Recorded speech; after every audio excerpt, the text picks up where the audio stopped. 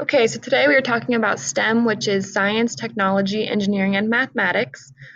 STEM-based learning is what allows kids to think critically and try and solve problems through real-world explorations and experiments.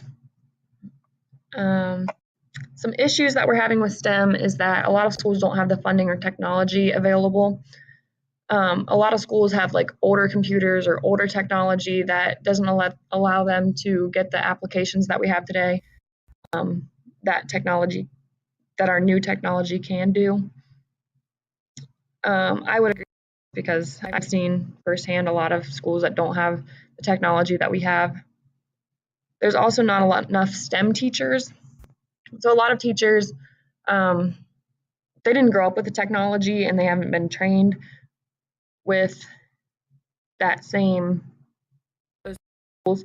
So if they have been, a lot of them are in different fields and are inventing more technology and doing those sorts of things. So there's some current trends. More schools are trying out one-to-one ratios between technology and students. So that would mean every student gets a Chromebook or every student gets an iPad and they can use those on a daily basis in school or out of school.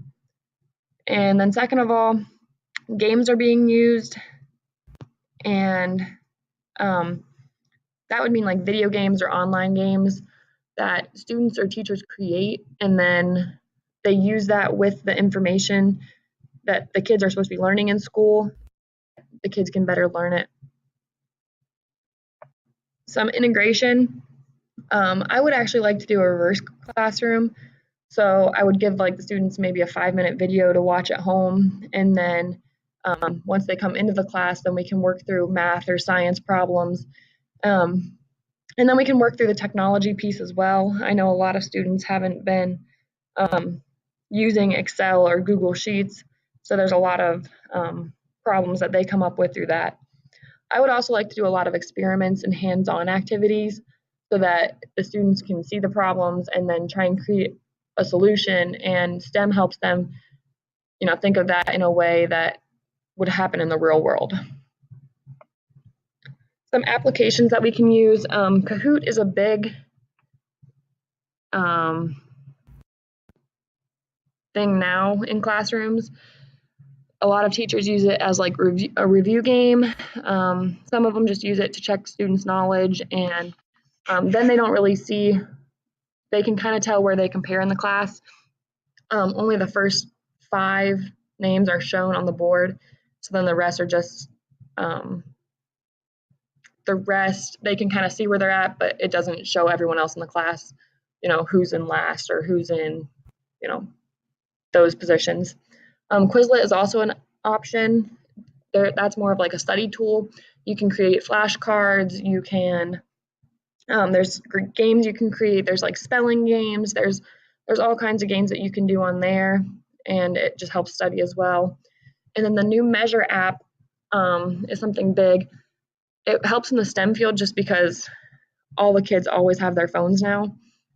But a kid can actually use their phone and point at any object and measure exactly, find out that its exact dimensions, which I think really applies to the real world piece.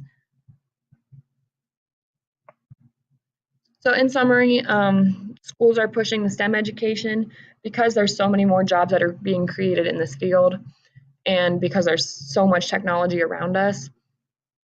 A lot of schools are struggling with that because they don't have the money or the technology, but a lot of schools are also trying to push towards that. There's a lot of apps out there that we can use to complete the work and get things done faster while also teaching the students how to use these resources in today's world.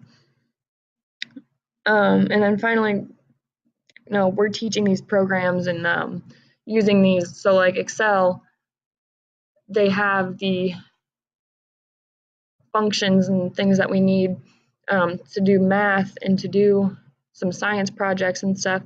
So we're just using these programs to help us get things done faster, which is a big part of the STEM education.